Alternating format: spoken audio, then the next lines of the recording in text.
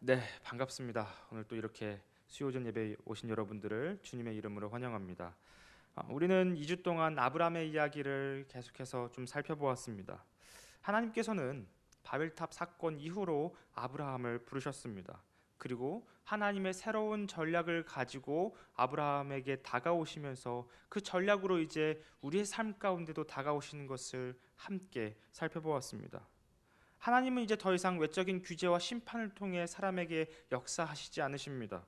죄와 어둠 가운데 있는 인생 가운데 하나님께서 먼저 찾아오시고 그를 빛과 생명으로 이끌어내시는 전략으로 하나님께서 아브라함에게 다가오셨습니다.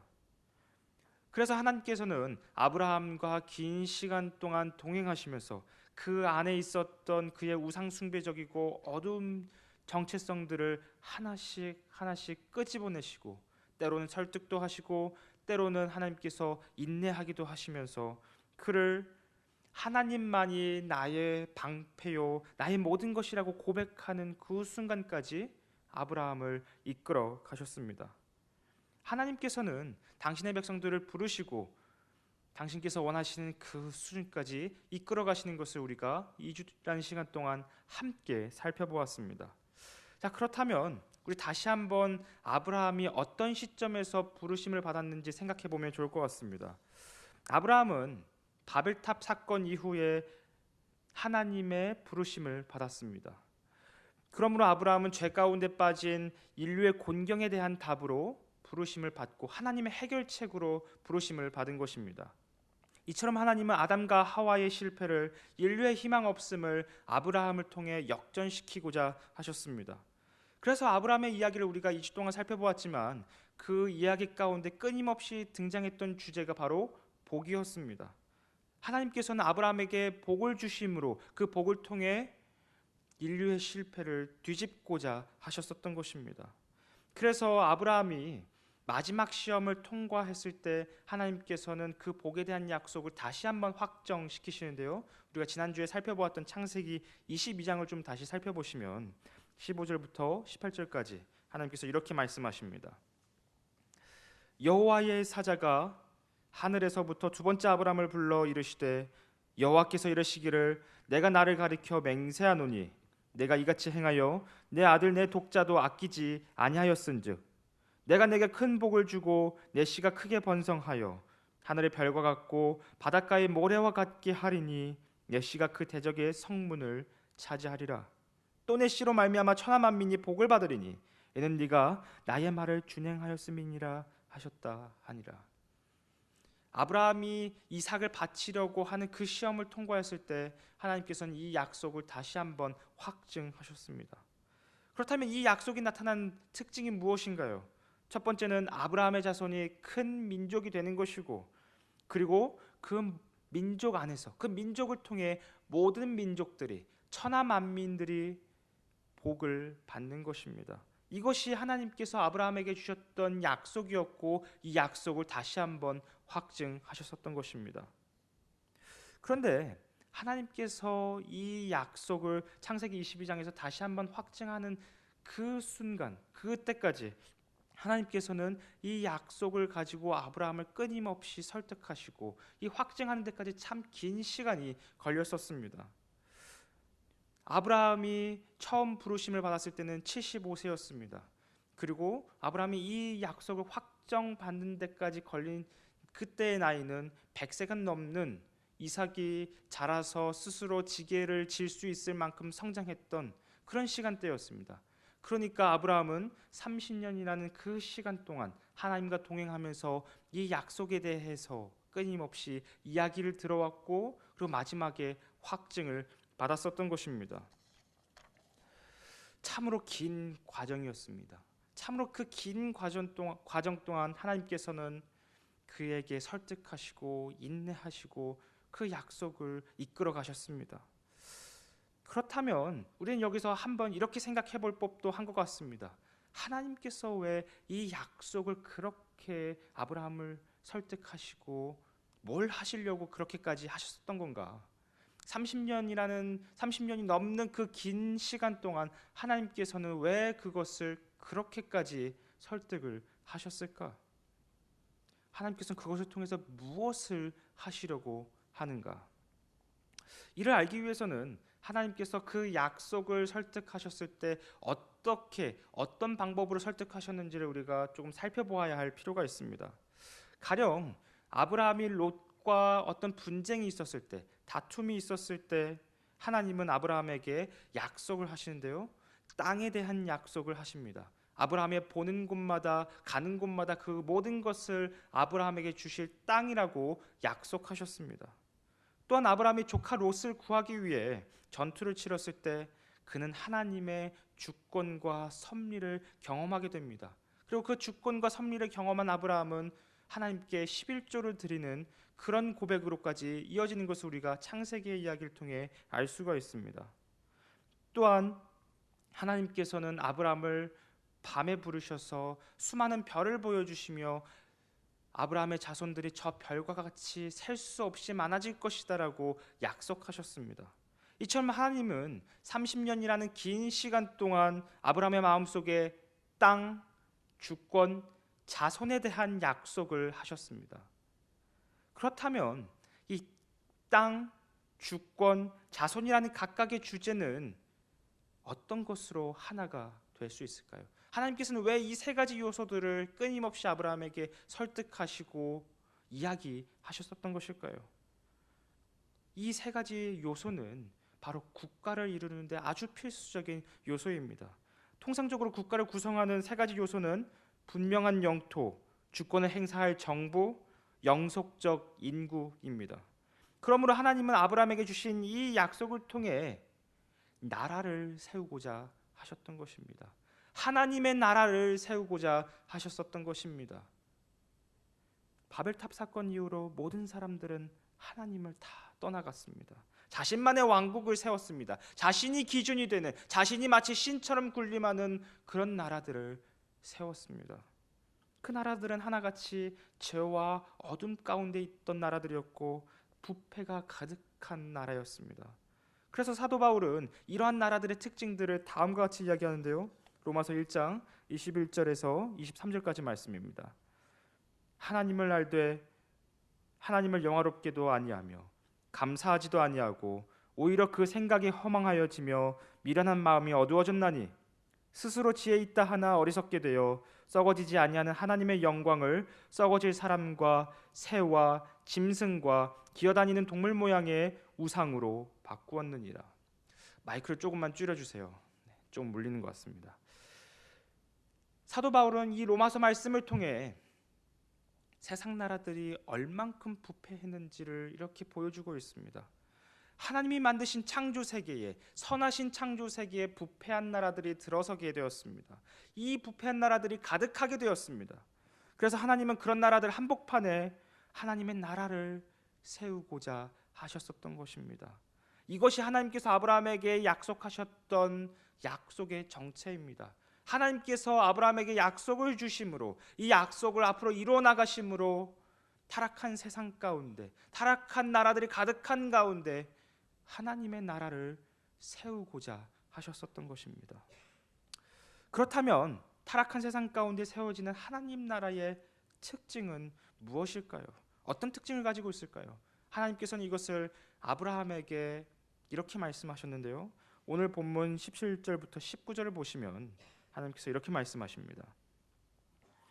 여호와께서 이르시되 내가 하려는 것을 아브라함에게 숨기겠느냐? 아브라함은 강대한 나라가 되고 천하 만민은 그로 말미암아 복을 받게 될 것이 아니냐?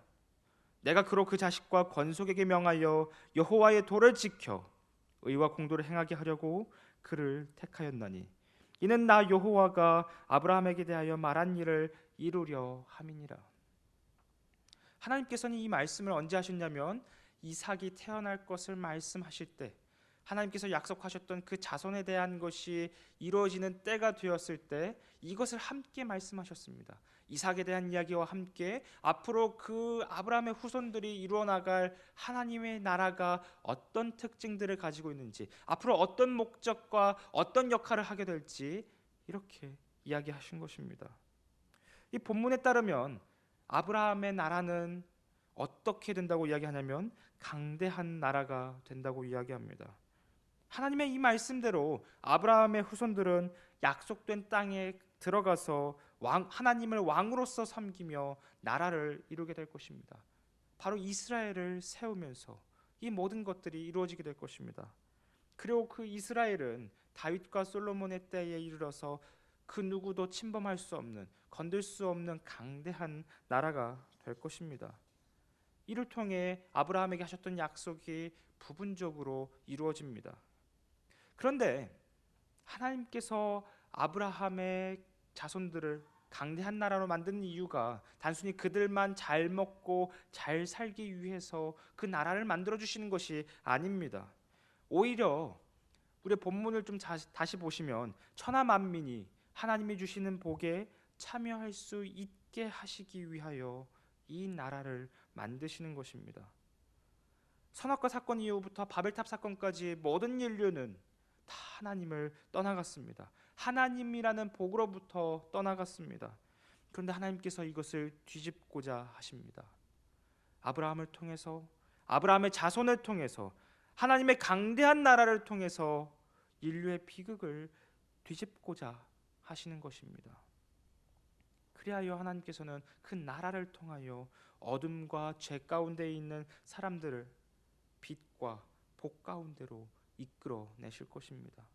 이것이 타락한 나라들 가운데 하나님께서 하나님의 나라를 세우시는 이유입니다. 이것이 하나님께서 그의 나라를 이루시는 방법입니다. 이제 이 나라는 주 예수 그리스도 안에서 이 땅에 찾아왔습니다. 다윗과 솔로몬의 때를 넘어서 그 물리적인 이스라엘이라는 나라는 멸망했고 바벨론 포로로 끌려갔지만 예수님께서 이 땅에 다시 찾아오셔서 이 땅에 오셔서 그 하나님 나라를 가지고 이 땅에 오셨습니다. 그 누구도 무너뜨리지 못할 강대한 나라가 예수 그리스도를 통해 이 땅에 찾아온 것입니다. 이 나라는, 이 하나님 나라는 하나님을 왕으로 삼고 예수 그리스도를 주로 삼는 나라입니다. 이 나라는 아브라함의 자손이신 예수 그리스도 안에서 천하 모든 만민들이, 모든 사람들이 하나님의 백성이 되는 복을 누리는 나라입니다. 이 나라는 팔레스타인이라는 그 조그마한 땅을 넘어서 온 땅이 하나님의 통치와 다스림을 받는 그런 나라입니다. 타락한 세상 한복판에 세워진 이 나라는 겨자씨가 온 세상을 덮는 거대한 나무로 자라는 것처럼 아브라함이라는 그 한 사람을 통해서, 그 한 사람에서 시작해서 점점점 확장하여 지금 이 자리에 있는 저와 여러분에게까지 이르는 나라가 바로 하나님의 나라입니다.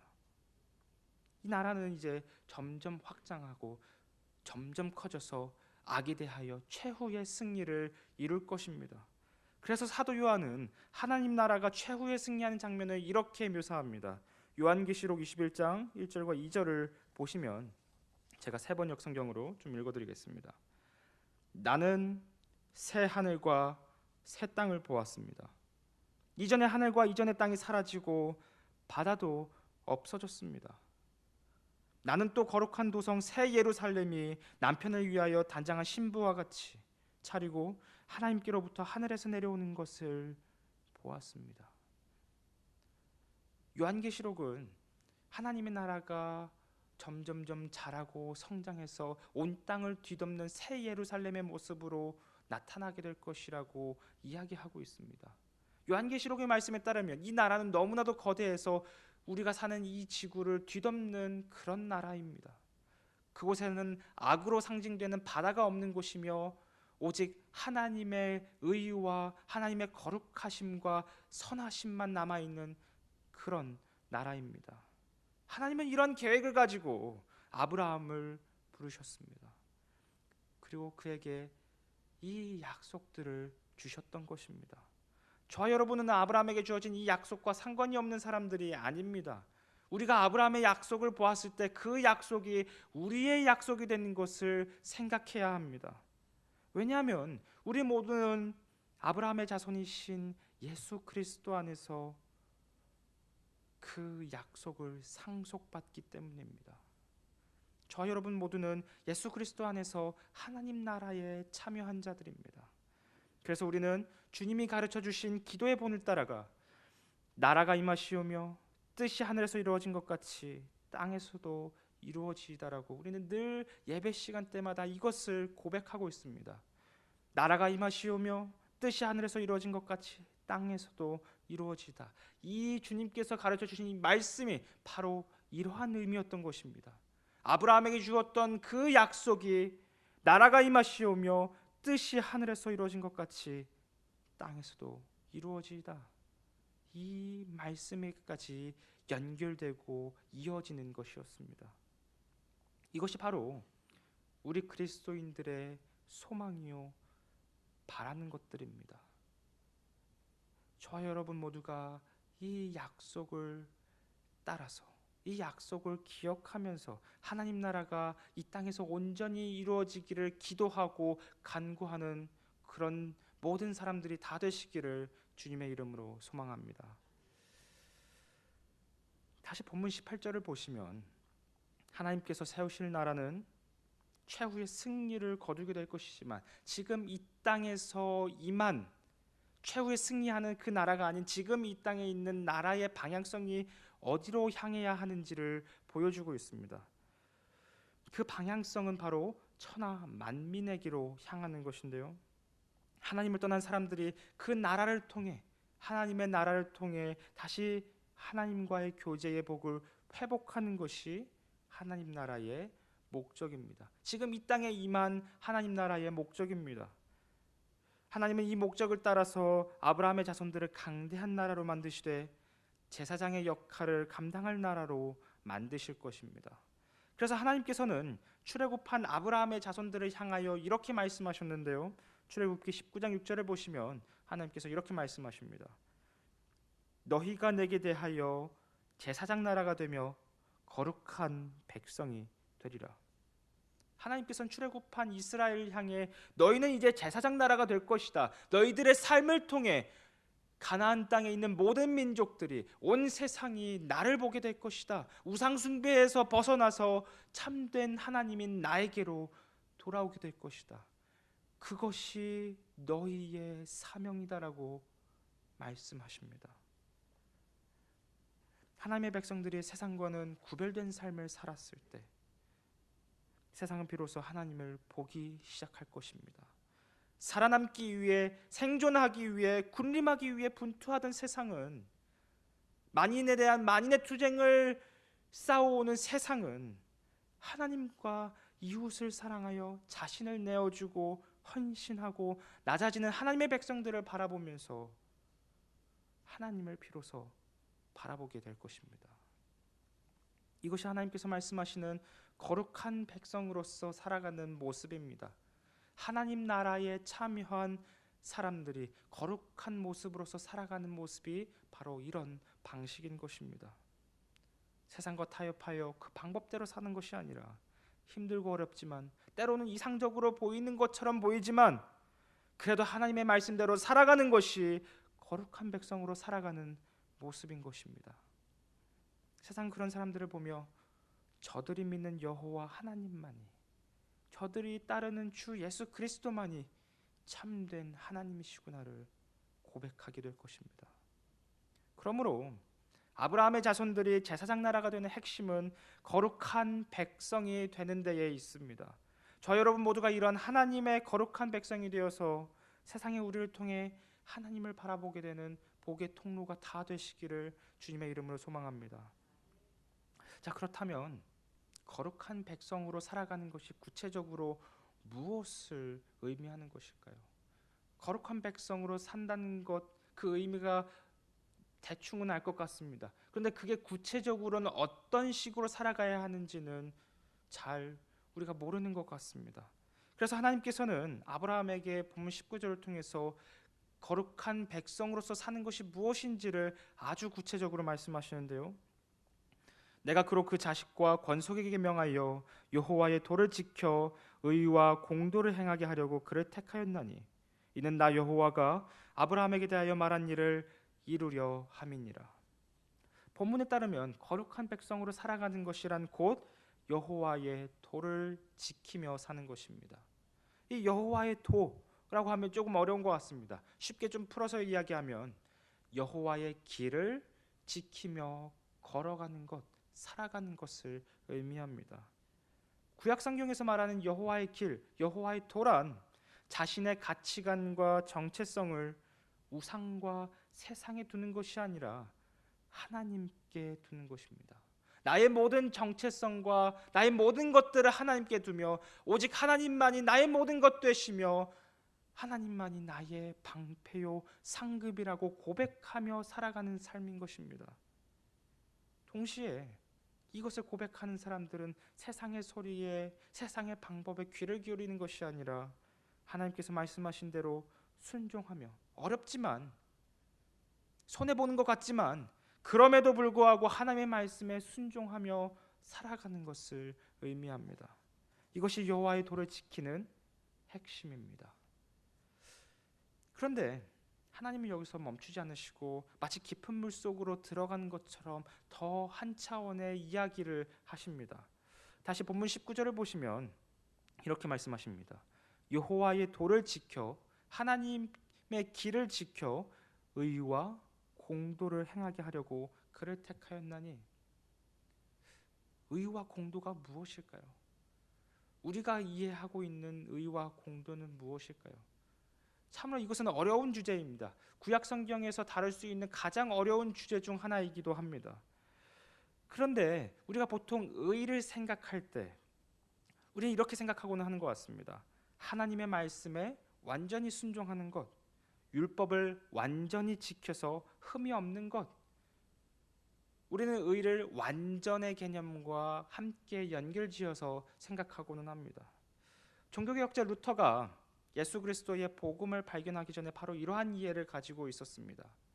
하나님께서 사람에게 완전을 요구하시고 율법을 지키라고 말씀하시고 이것을 지키지 않으면 지옥에 보내시는 하나님이라니, 하나님께서는 우리에게 우리가 지킬 수 없는 것들을 요구하시면서 우리를 괴롭히시는 하나님인가?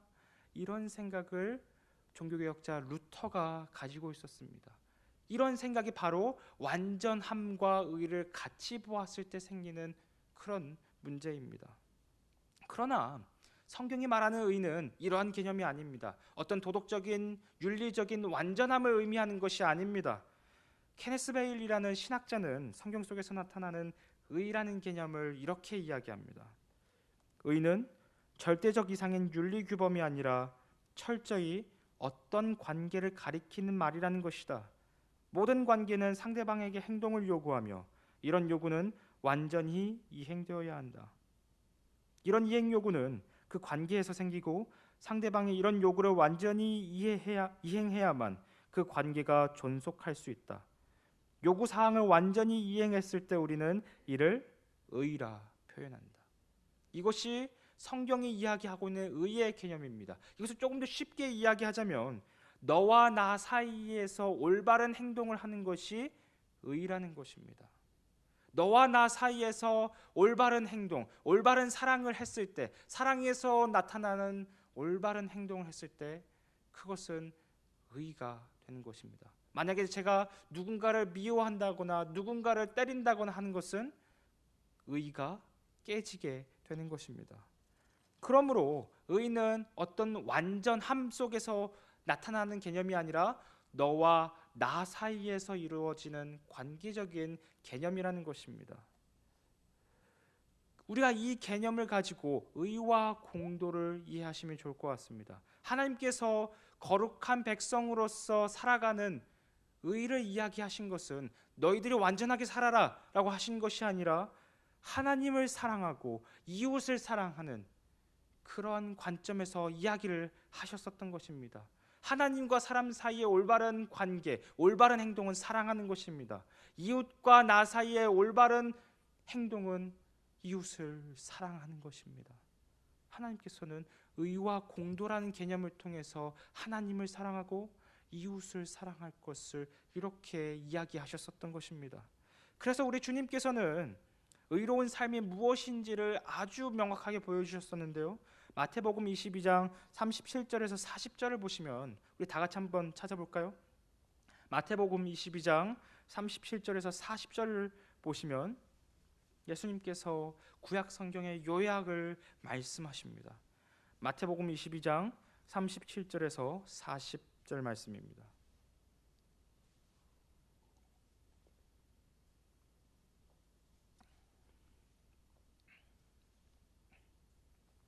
마태복음 22장 37절에서 40절 말씀 다 찾으셨으면 우리 교독으로 함께 읽겠습니다. 제가 먼저 한 절, 여러분들이 한 절 읽겠습니다. 예수께서 이르시되 내 마음을 다하고 목숨을 다하고 뜻을 다하여 주 너희 하나님을 사랑하라 하셨으니 둘째도 그와 같으니 내 이웃을 내 자신같이 사랑하라 하셨으니. 네, 예수님께서는 십계명을 통해 십계명을 다시 한번 요약하심으로 이 모든 것이 구약 성경이 이야기하는 핵심이라고 말씀하셨습니다. 그리고 이것이 바로 의입니다. 하나님과 나 사이에, 나와 이웃 사이의 올바른 관계, 이것이 바로 의인 것입니다. 이 의의 핵심에는 결국 사랑이 담겨져 있는 것입니다. 이러한 의로운 모습들이 공동체 가운데 가득하게 되면 그것은 하나님의 공도가 실현되는 것입니다. 한 사람의 의가 모여서 공동체를 이루게 되었을 때 그 단합적인 의가 공도인 것입니다. 그러므로 하나님의 백성들이 세상과 구별되는 거룩한 삶을 살기 위해서는 그들의 삶 속에 하나님을 사랑하고 이웃을 사랑하는 모습이 각 개개인을 넘어 공동체 가운데 이루어져야 한다는 것입니다. 그리고 그 모습이 바로 제사장 나라의 모습입니다. 하나님을 사랑하고 이웃을 사랑하는 모습이 가득히 넘치게 되었을 때 세상은 비로소 그들을 보면서 하나님을 바라보기 시작한다는 것입니다. 이 역할은 지금 이 자리에 있는 저와 여러분에게도 동일하게 주어진 역할이자 의무입니다. 왜냐하면 우리 모두는 그리스도 안에서 왕같은 제사장이 되었기 때문입니다. 그래서 사도 베드로는 베드로전서에서 이렇게 이야기합니다. 베드로전서 2장 9절에서 10절 말씀인데요. 그러나 너희는 택하신 족속이요 왕같은 제사장들이요 거룩한 나라요 그의 소유가 된 백성이니 이는 너희를 어두운 데서 불러내어 그의 기이한 빛에 들어가게 하신 이의 아름다운 덕을 선포하게 하려 하심이라. 너희가 전에는 백성이 아니더니 이제는 하나님의 백성이요 전에는 긍휼을 얻지 못하였더니 이제는 긍휼을 얻은 자니라. 세상은 직접적으로 하나님을 볼 수도 없고 알 수도 없고 경험할 수도 없습니다. 오직 그리스도 안에서 여호와의 도를 지키고 있는 우리를 통해 세상은 하나님을 보게 되고 경험하게 되고 듣게 될 것입니다. 이것이 우리에게 주어지는 왕과 제사장과 같은 그런 역할입니다. 저와 여러분 모두가 이 역할을 잘 감당하여서 그리스도의 아름다운 덕을 선포하는 삶으로 선포할 수 있는 저 여러분이 다 되시기를 주님의 이름으로 소망합니다. 말씀을 좀 맺고자 합니다. 그리스도 안에서 아브라함의 자손이 된 교회는 일찍부터 하나님의 나라의 그 목적에 따라 살아왔습니다. 왜냐하면 예수님께서 교회에게 이렇게 말씀하셨기 때문입니다. 요한복음 13장 34절에서 35절을 보시면 새 계명을 너희에게 주노니 서로 사랑하라. 내가 너희를 사랑한 것 같이 너희도 서로 사랑하라. 너희가 서로 사랑하면, 그 다음 말씀이 중요합니다. 너희가 서로 사랑하면 이로써 모든 사람이 너희가 내 제자인 줄 알리라. 너희가 서로 사랑하면 비로소 모든 사람들이 너희가 내 제자인 줄 알리라 라고 말씀하십니다. 사랑할 때 우리는 세상 가운데 하나님을 드러내고 예수 그리스도를 드러낼 수 있게 되는 것입니다. 교회는 주님의 이 말씀을 따라서 하나님을 사랑하고 이웃을 사랑하며 살아왔습니다. 예를 들어서 한 가지 예를 좀 들어드린다면 사람들이 서로마 제국의 멸망의 원인 중 하나를 전염병으로 꼽습니다. 서로마의 끊임없는 전염병 때문에 많은 사람들이 죽어나갔을 때 많은 사람들이 그 병을 피하기 위해 들로, 산으로, 바다로 온갖 곳으로 다 피신을 가고 도망을 쳤습니다. 그때 박해를 피하기 위해 지하 카타콤에서 숨어 있었던 수많은 그리스도인들이 도시로 나오기 시작했습니다. 왜냐하면 도시에 남겨진 수많은 아픈 사람들을 사랑하고 돌보기 위해서 나왔었던 것입니다. 그들이 카타콤에서 나오는 것은 자신의 목숨을 버리는 것과도 같은 행위였습니다. 왜냐하면 그들의 신앙이 발각되었을 때 그들은 십자가형에 죽거나 사자밥에 죽거나 아니면 몸에 불이 붙어서 화형을 당하거나 그런 식으로 순교를 해야만 했었던 상황이었기 때문입니다. 그럼에도 불구하고 그들은 위험을 감수하고 도시로 들어와서 수많은 어려운 사람들을 도왔습니다. 이 장면을 목격했던 로마의 한 황제는 저 그리스도인들이, 핍박을 받는 그리스도인들이 저렇게 하고 있는데 도대체 제우스를 믿고 있는 우리 제사장들과 우리의 신도들은 뭘 하고 있느냐라고 한탄하기까지 했습니다. 세상은 그 시점에 그리스도인들의 사랑을 보면서 예수 그리스도를 보게 되고 하나님을 보게 된 것입니다. 그 결과 로마 제국은 AD 325년에 기독교를 국교로 받아들이게 됩니다. 그리스도인들의 사랑의 모습을 보면서 그 사랑이 이방 제국을 집어 삼킨 것입니다. 이것이 우리 교회가 이 땅에서 살아온 방식입니다. 그러므로 이제 우리 차례입니다. 우리 또한 이러한 삶의 방식을 가지고 앞으로 살아가야 합니다. 하나님께서 저와 여러분을 그리스도 안에서 아브라함의 자손으로 부르셨습니다. 왕과 같은 제사장으로 부르신 것입니다. 그러므로 하나님께서 아브라함의 인생 가운데 설득하셨던 그 긴 약속들은, 수많은 약속들은 이제 우리의 약속이 되었고 우리의 의무가 되었습니다. 오늘 이 말씀이 우리에게 주어진 의무를 다시 한번 생각하는 말씀이 되기를 주님의 이름으로 소망합니다. 그래서 우리가 이 땅에서 의로운 자로서 하나님을 사랑하고 이웃을 사랑하며 그 삶을 통해 하나님을 드러내는 복된 삶이 다 되시기를 주님의 이름으로 소망합니다. 이 말씀이 그리하여 남은 한 주를 하나님의 사랑을 가지고 살아가는 저와 여러분이 다 되시기를 주님의 이름으로 간절히 소망합니다. 기도하겠습니다.